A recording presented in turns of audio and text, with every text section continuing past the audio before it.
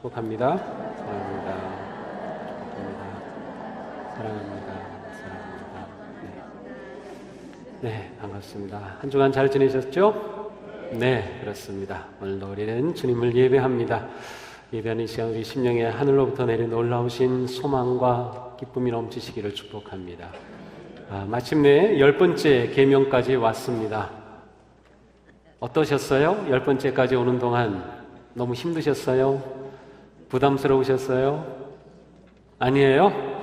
네, 한번 우리 오늘 마지막이니까 한번 다 외워보겠습니다. 네, 잘 외우지 못하시는 분들은 제가 들고 있을 테니까 앞에 이렇게 보시고서 하시길 바랍니다. 자, 제1은 대하여 거짓 증거하지 말라. 제10은 잘하셨습니다. 우리 박수로 축복해 줍시다. 잘했습니다. 그래요. 네, 그 정도면 아주 잘하신 겁니다. 오늘 10번째 계명입니다. 10번째 계명, 무릇 내 이웃의 소유를 탐내지 말라. 탐내지 말라. 탐내지 말라고 하는 것은 다른 사람의 소유를 내 것으로 만들고 싶다라고 하는 그러한 욕심을 말합니다. 내 것이 아닌 다른 사람의 것을 내 것으로 만들고 싶다는 욕심. 그러나 좀 더 넓은 의미로 본다고 하면 탐낸다, 탐심, 탐욕이라고 하는 것은 내게 필요한 것 이상을 욕망하는 것을 의미합니다. 근데 이 탐욕이라고 하는 것 아니면 탐심이라고 하는 것은 어떤 행동으로 드러난 것이 아니라 우리의 내면의 상태를 말하고 있는 것입니다. 그렇죠? 탐욕은 지금 내 안에 있는 어떠한 내 내면의 상태입니다. 내 마음과 내 생각의 어떤 상태를 말하고 있어요. 그런 점에서 이 10번째 계명은 다른 계명들과 좀 특별히 구별이 됩니다. 간음하지 말라? 그것은 구체적 행동입니다. 도둑질하지 말라? 구체적 행동입니다. 이웃에 대하여 거짓 증거하지 말라? 구체적 행동입니다. 그러나 이 10번째 계명은 행동으로 나타나기 이전의 마음의 상태를 말합니다.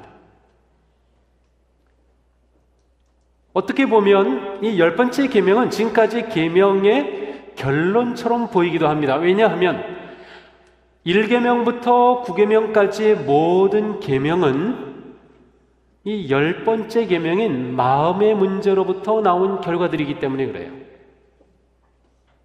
그러니까 하나님께서는 이 마지막에 탐심을 금하심으로 우리의 내면을 잘 보기를 원하시며 내면을 잘 관리하기를 원하시며 그리함으로 이미 주신 9가지의 계명도 잘 지키기를 원하신다는 것을 알 수 있습니다. 무엇인가를 욕구하는 것 자체는 아주 좋은 것입니다. 건강한 겁니다. 나에게 일하고자 하는 그러한 욕구가 없다고 하면 우리는 어떻게 일하겠어요? 내가 선한 일을 하고자 하는 그러한 욕구가 없다면 우리는 어떻게 선한 일을 하겠어요? 내가 음식을 먹고자 하는 그러한 식욕이 없다면 우리는 음식을 어떻게 먹겠어요? 이 식욕이 없으면 이 치료받는 분들이 굉장히 힘들어 하잖아요. 먹고는 싶은데 이 식욕이 없으니까 먹지는 못하고 몸의 회복이 어려운 그러한 분들이 많이 있어요. 우리에게 이 욕구가 있다는 것은 아주 건강한 것이고 좋은 것입니다. 하나님은 우리에게 많은 욕구들을 주셔서 우리가 살아갈 수 있게 해 주신 겁니다. 그런데 탐욕이라고 하는 것은 우리에게 주신 이 건강하고 좋은 욕구가 한계를 벗어난 것입니다. 그 한계를 벗어나게 되면 좋은 욕구는 우리에게 잘못된 결과를 가져오게 됩니다. 욕구가 지나치게 되면 욕심이 되고 그 욕심이 깊어지면 탐욕이 되는 겁니다. 하나님께서는 바로 이 탐욕을 금하시는 겁니다. 이 이웃의 소유를 탐내지 말라고 말씀합니다.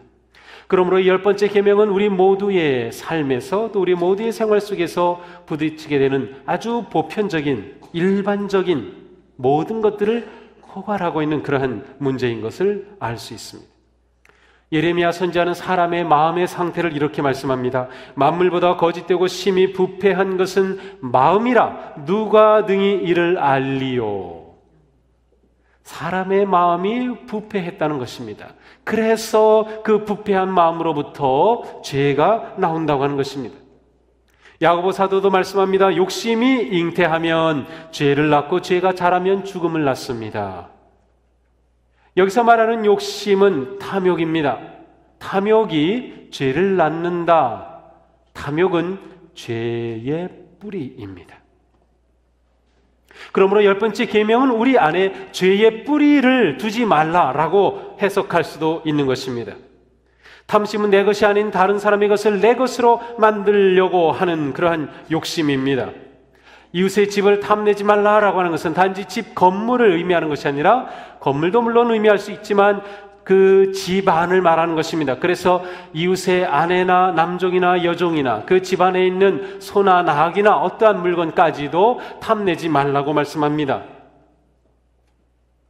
이 당시에는 요즘과는 좀 상상할 수 없이 여성들이 하나의 물건과 같은 인격적인 대우를 받지 못하고 그와 같은 그 존재였기 때문에 이웃의 소유를 탐내지 말라고 하는 것에는 이웃의 아내까지도 포함이 되어 있습니다. 우리 안에 탐욕이 자리 잡으면 그 대상이 무엇이든 그것을 소유하려는 욕망에 이끌리게 되고 그 욕망은 우리로 하여금 죄에 빠지게 하는 것입니다. 우리가 무엇을 볼 때 야 이거 참 좋다, 이거 정말 아름답다, 이거 괜찮은데, 정말 예쁜데, 이렇게 느낄 수도 있고 말할 수 있어요. 그런데 문제는 그것이 한계를 넘어가서 저거 내 거로 만들고 싶어입니다. 정당한 방법은 괜찮아요. 그러나 욕심은, 탐심은 부당하게 내 것으로 만들려고 하는 것을 말합니다. 이 세상에 많은 것들이 우리의 탐심을 자극합니다. 특별히 온갖 종류의 광고들은 그렇습니다. 광고를 보면 우리의 탐심을 그냥 탁탁 찌르죠. 정말 원하게 만들죠. 근데 정말 필요한 것과 내가 원하는 것은 똑같지 않습니다. 필요한 것을 원할 수는 있어요. 그렇지만 필요한 것 이상으로 원하게 되면 그것은 욕심이 탐심으로 점점 발전하게 되는 것입니다.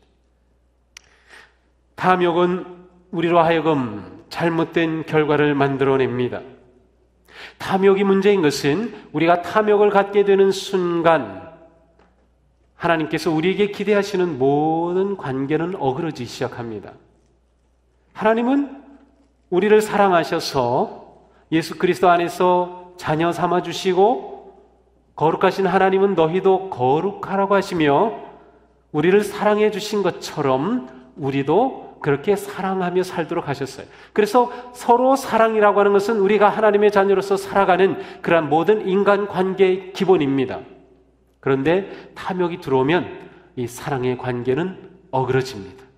왜냐하면 부당하게 다른 사람의 것을 내 것으로 만들어야 하기 때문에 다투게 되고 경쟁하게 되고 사랑의 관계는 깨질 수밖에 없는 것이죠.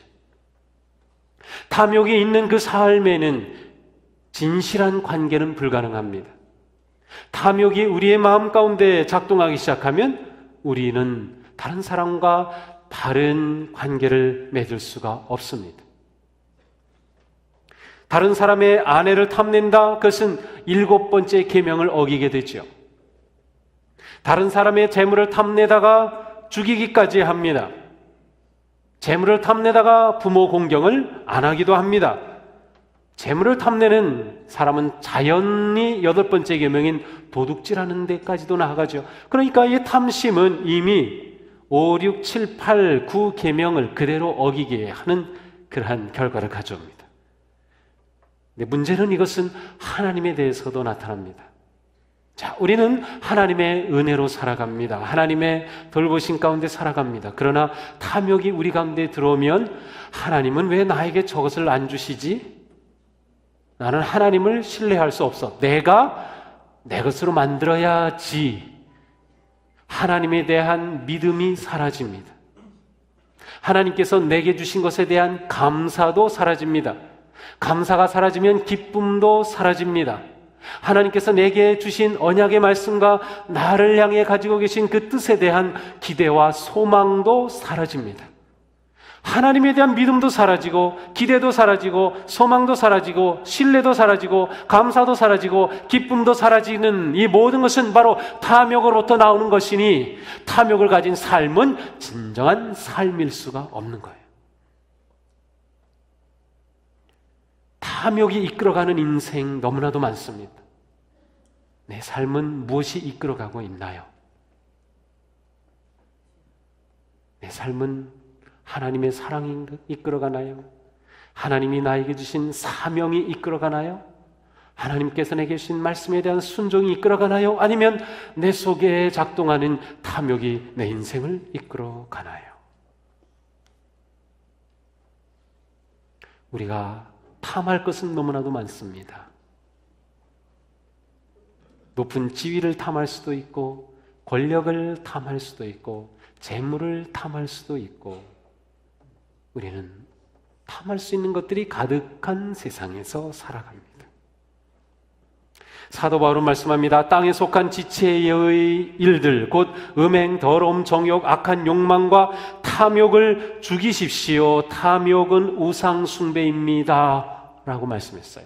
탐욕은 우상 숭배입니다. 왜 그렇죠? 무엇을 탐하게 되면 그것이 하나님의 자리에 딱 앉게 되는 것입니다. 내가 권력을 탐한다 그러면 이 사람에게는 권력이 하나님이 된 것입니다.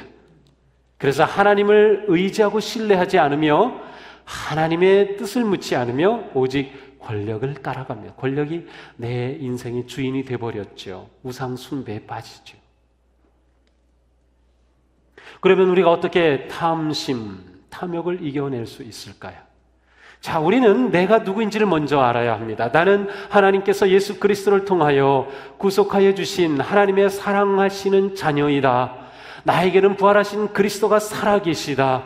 주님이 나와 함께 하신다. 성령님은 내가 예수님을 믿고 영접하였을 때 나와 함께 가시며 내 안에 계시며 내 곁에 계시며 내 인생을 이끌어 가시며 지혜와 용기를 주시는 분이시다. 나의 믿음의 삶은 주님의 것이다. 주님과 함께 나아간다. 나에 대한 분명한 존재, 내 이해, 나에 대한 정체성이 분명해야 합니다. 그런데 탐욕을 이기기 위해서는 바로 내가 누구인가를 분명히 하는 것입니다. 자, 우리는 부활의 주 예수 그리스도로 말미암아서 하늘의 백성으로 거듭난 존재들입니다. 그러므로 우리의 생각은 하늘의 것을 추구하고 하늘의 것을 사모하고 하늘의 것을 따르는 삶이어야 합니다. 사도 바울은 골로새서 3장 1절 이하에 말씀합니다. 그러므로 여러분이 그리스도와 함께 살려주심을 받았으면 위에 있는 것들을 추구하십시오. 거기에는 그리스도께서 하나님의 오른쪽에 앉아 계십니다. 여러분은 땅에 있는 것들을 생각하지 말고 위에 있는 것들을 생각하십시오. 자, 이 땅에 있는 것들을 추구하는 것, 탐욕을 따르는 삶입니다. 그러나 우리는 위의 것을 추구함으로 땅의 것을 추구하지 말라는 것입니다. 하늘의 것, 거룩한 것을 추구하는 삶을 사는 것이죠. 부활의 주님께 내 인생의 모든 것을 맡겨드리는 것입니다. 내 삶의 주권을, 내 삶의 길을 온전히 맡겨드리고 그분께서 이끄시는 길로 나아가는 거예요. 주님은 우리를 거룩한 하늘 길로 인도하여 주시기 때문에 이 길을 벗어나면, 아니면 탐욕에 빠지면 우리는 그 추구하는 것이 하늘의 것이 아니라 이 땅의 것을 추구하게 되는 겁니다.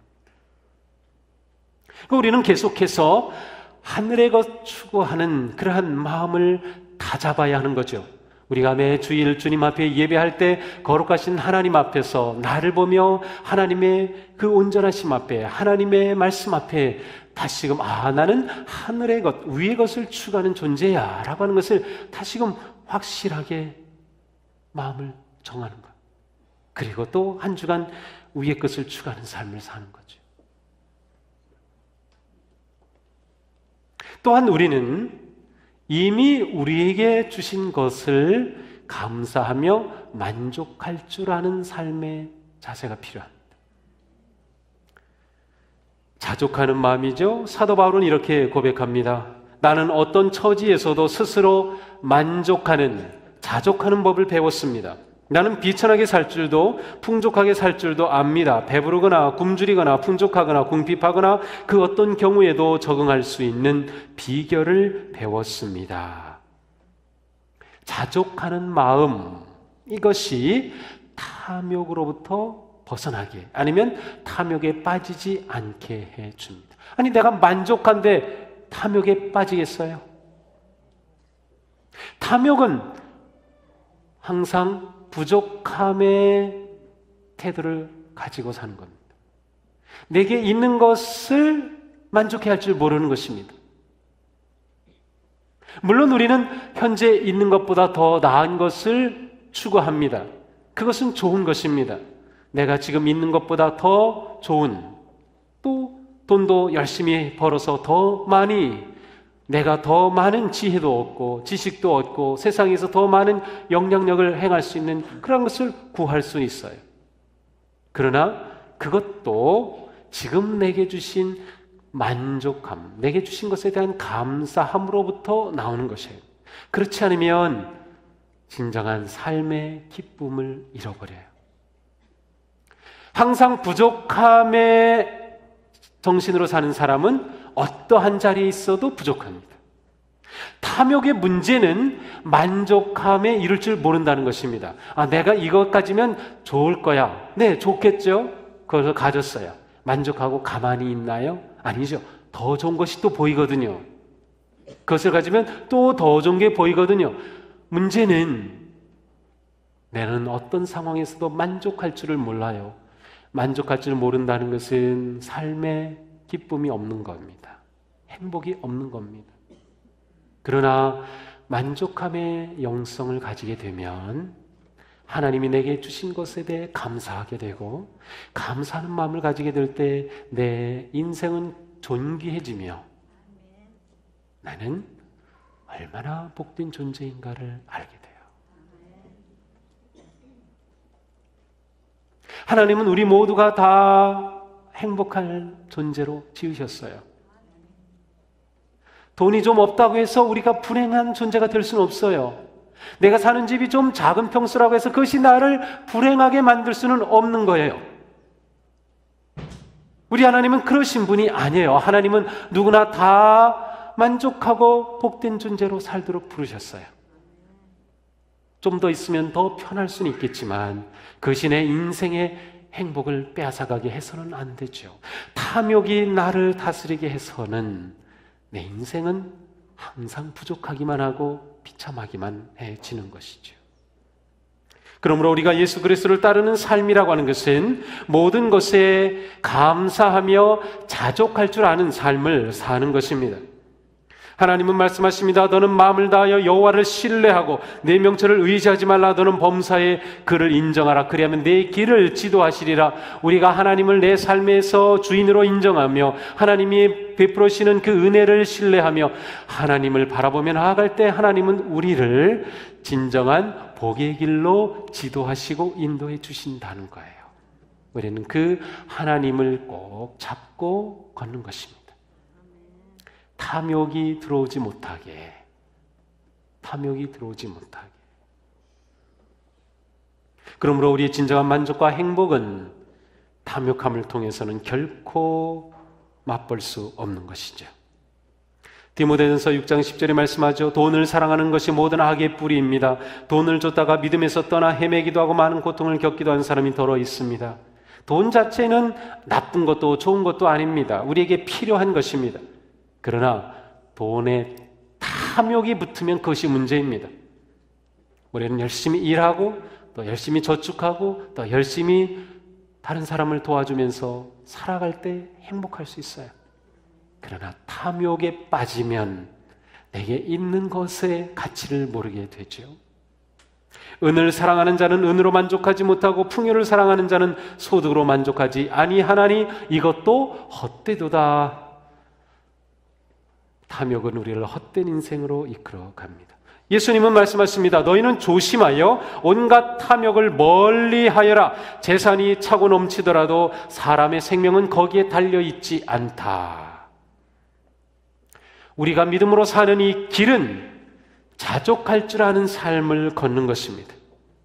자족할 줄 알 때 더 나은 삶을 향해 나아갈 수 있는 용기와 믿음과 활력을 얻게 됩니다. 자족한다라고 하는 것을 우리는 굉장히 소극적으로 보려고 합니다. 그냥 나게 있는 거 만족하니까 그냥 가만히 있는 것 아닙니다. 내 인생에 자족할 줄 아는 사람은 그 인생이 감사와 의미와 기쁨으로 충만하기 때문에 더 나은, 더 높은, 더 거룩한 삶을 향해 나아갈 그러한 놀라운 에너지, 주님이 주시는 그 힘이 넘쳐나는 거예요. 그래서 사실 자족하는 삶은 더 적극적인, 더 담대한, 더 믿음으로 용기 있게 나아가는 삶의 모습인 거예요. 우리는 그와 같은 삶을 향해 나아가도록 부름을 받은 것입니다. 사도 바울은 말씀합니다. 자족할 줄 아는 사람에게 경건은 큰 이득을 줍니다. 우리가 자족하는 마음을 가지면 우리의 모든 믿음의 생활이 크게 유익하다는 것입니다. 우리는 아무것도 세상에 가지고 오지 않았으므로 아무것도 가지고 떠나갈 수 없습니다. 우리는 먹을 것과 입을 것이 있으면 그것으로 만족해야 합니다. 자족하며 만족하는 삶은 채워주시는 하나님을 신뢰하는 그 믿음과 연결되어 있습니다. 우리에게는 이 믿음 때문에 만족하게 되는 것이죠. 우리의 내면을 한번 들여다본다면 어떨까요? 내 인생은 탐욕이 이끌어가나요? 아니면 하나님이 주신 거룩하신 열망이, 진정한 바른 삶을 향한 열정이 이끌어가나요? 하나님이 내게 기대하시는 그 뜻을 이루고자 하는 소명이 나를 이끌어가나요? 우리 각자에게는 이 약한 부분들이 있어요. 특별히 탐욕이 또 약한 어떤 부분이 또 있어요. 나에게 약한 그것 주님 앞에 내려놓고, 주님, 제가 이것 때문에 자꾸 탐욕이 생깁니다. 제가 주님을 신뢰합니다. 제 안에 함께 하신 성령님을 제가 의지합니다. 제 마음이 위의 것을 추구하며 감사하며 자족할 줄 아는 마음 되게 하옵소서. 한번 이 한 주간 실험해 보시기 바랍니다. 내가 자족함의 눈을 가지고 자꾸 보려고 할 때 내 삶에 어떤 변화가 일어날지 한번 구체적으로 시도해 보세요. 아마 당장 이 자리를 떠나면서부터 부딪힐지 모릅니다. 내 가족이, 내 배우자가, 내 친구가 마음에 안 들 수도 있어요. 그런데 만족함의 눈으로 보기 시작하면 놀라운 것들이 보입니다. 아, 하나님은 나에게 정말 소중한 것들을 주셨구나. 그 마음으로부터 우리는 정말 거룩한, 경건한, 승리하는, 사랑할 수 있는, 더 나아가 나눌 수 있는 풍성한 인생을 살아가게 되는 것이죠. 우리는 지금까지 하나님께서 주신 10가지의 계명을 살펴보았습니다. 이 계명을 받을 때마다 부담스러웠나요? 아유, 하나님은 이것도 하지 말라 그러고 저것도 하지 말라 그러고 뭐 그렇게 하지 말라는 게 많으세요? 그러셨나요? 부담스러우신가요? 아니에요. 이 계명은 우리를 사랑하신 하나님께서 우리를 정말 복된 길로 인도하시기 위해 주신 계명입니다. 저는 이런 생각을 해봅니다. 높은 계곡에 다리가 있습니다. 그런데 넓지도 않은 그 다리에 난간이 없다고 생각해 보세요. 그러면 얼마나 조바심이 날까요? 떨리죠? 떨어질까봐. 그런데 거기에 든든한 난간이 쫙 있어서 여기를 넘어가면 죽는다, 여기 넘어가지 마라고 경계선을 딱 정해주면 우리는 거기서 자유로운 겁니다. 얼마나 자유로울까요? 즐거운 거죠. 바로 계명은 그와 같은 것입니다. 우리가 살아갈 인생의 경계를 정해주신 겁니다. 우리는 그 안에서 마음껏 행복할 수 있으며, 그 안에서 마음껏 누릴 수 있으며, 그 안에서 마음껏 즐거워할 수 있는 겁니다. 바로 십계명은 우리의 인생의 경계를 지어주시고, 이거 넘어가면 위험해, 이 안에 가라고 주시는 하나님의 사랑의 은총의 말씀인 겁니다. 이 말씀 기쁨으로 받아들인 사람은 복될 줄로 믿습니다.